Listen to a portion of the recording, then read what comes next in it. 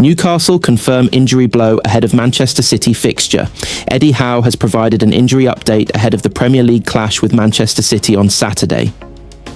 Newcastle boss Eddie Howe has revealed he will again be without Yoane Wissa for the clash with Manchester City this weekend. City are looking to cut the gap between themselves and early pace setters Arsenal on Saturday. Pep Guardiola's side are currently 4 points behind Arsenal in second place, but with the Gunners not playing until Sunday, City could pile the pressure on them with a win at St James's Park. City have won just one of their previous 3 league trips to Newcastle.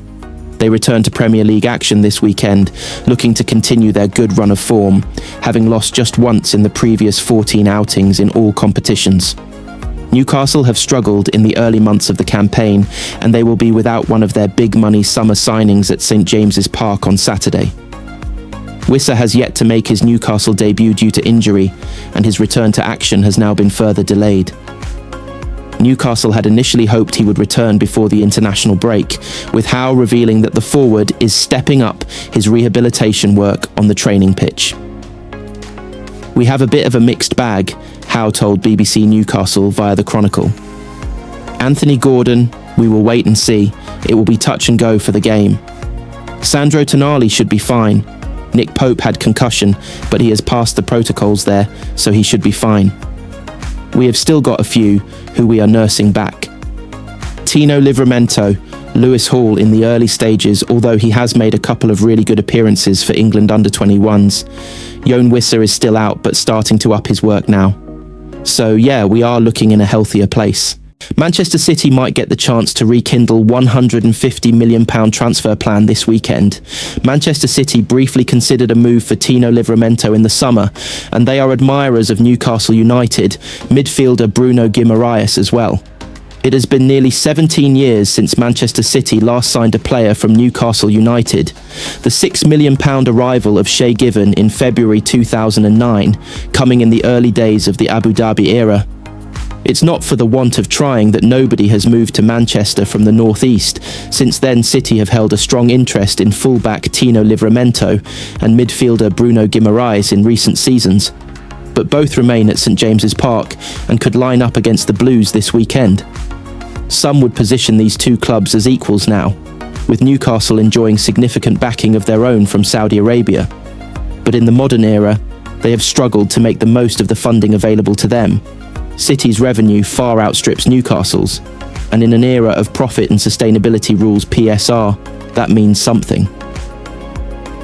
While City sit comfortably within their PSR limits, Newcastle have come close to breaching it, and Champions League qualification on the last day of last season dramatically changed the picture for them.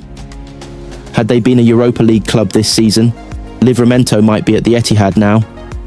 The 22-year-old is a player City like as they look for a long-term solution at right-back. Matheus Nunes is enjoying his strongest run of form in that position, but Livramento is likely to remain on the radar for when an upgrade is required, which is likely to be next summer. Admiration for Guimaraes dates back longer than that at City, and the 28-year-old Brazil international has been a player they considered as part of a midfield rebuild. Newcastle have been able to quote astronomical fees for him, and that has put suitors off. He is clearly devoted to the toon. Nico Gonzalez, Tijani Reinders, and Ryan Cherki have all arrived instead in 2025 at a combined cost of £130 million. That trio of midfielders were only marginally more expensive than the kind of fee Newcastle have pushed for their main man. Given those signings and Guimaraes' age, that is probably a deal that has now passed its sell-by date, unlike Livramento.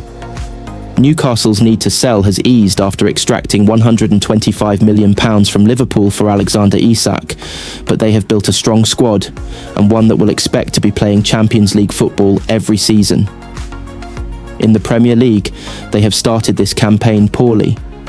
Ahead of Saturday's meeting with City, they are 14th and only a couple of points above the relegation zone. They will clearly rise up the table as the season progresses, but if they miss out on the Champions League, the financial pressure might increase and it could lead to some players seeking a new challenge. So if City do still have an interest in Livramento and Guimaraes, winning at St James this weekend could go some way to making a deal more likely. They pulled away from a move for Livramento early last summer when it became clear Newcastle had no need to sell and could demand a premium fee. It might be a different story in 2026, and that could yet mean the two clubs doing business again next year.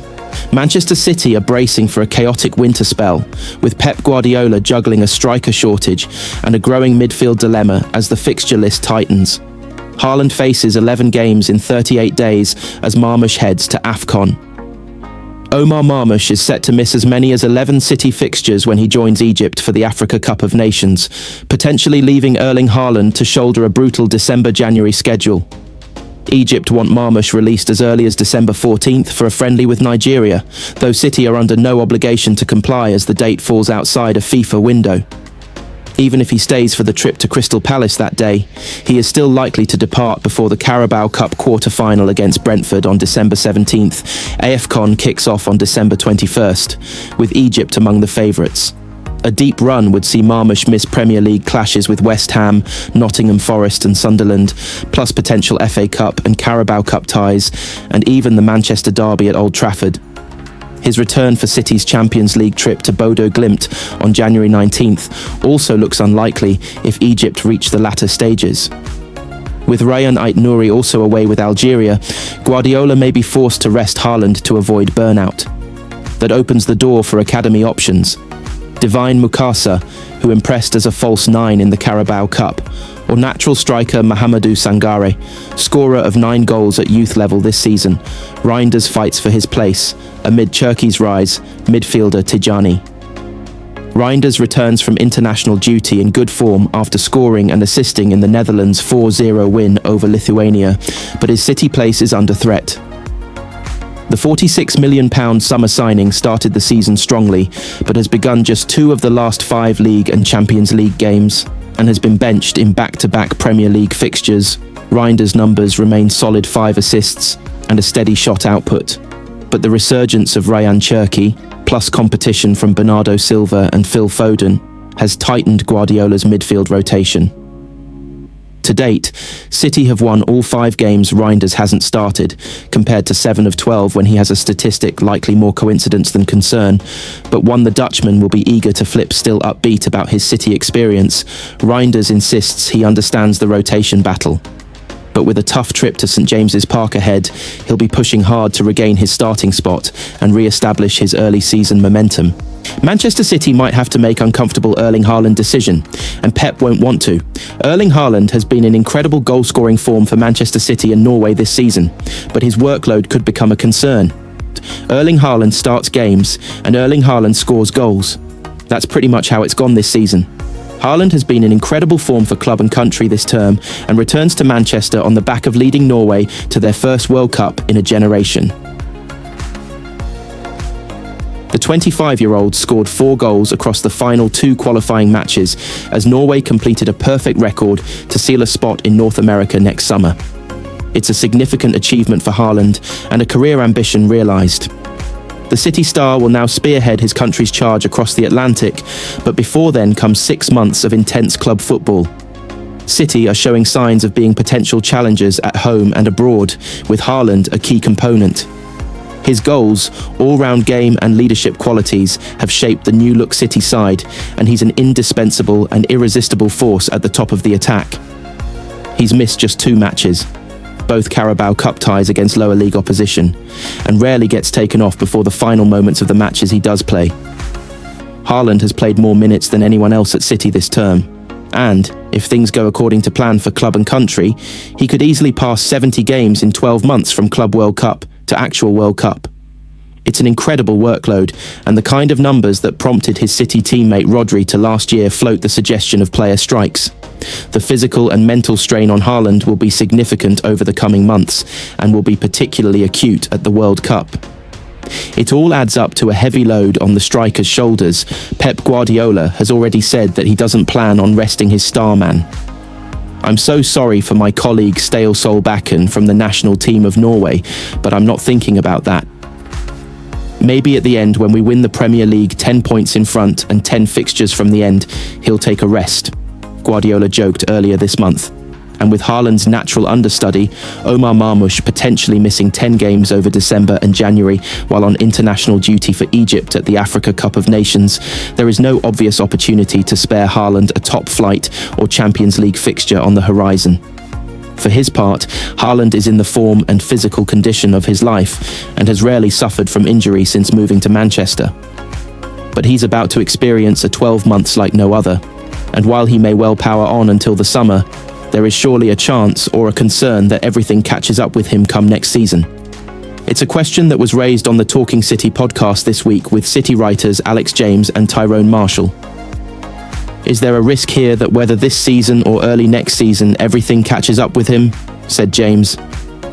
There will be a mental pressure of being a figurehead for Norway and everything that comes with that. And he's part of the City leadership team, and I know he is an experienced player, but he won't have had anything like this before. He doesn't look like any of that phases him though, said Marshall. Physically he looks, touch wood, indestructible at the moment. His fitness record at City is incredible. I think he's going to more than 70 games this season, but I guess if City win the Carabao Cup, he's unlikely to play, and you almost say, don't get involved in that competition. You have seen Guardiola rest and rotate everyone, apart from Haaland.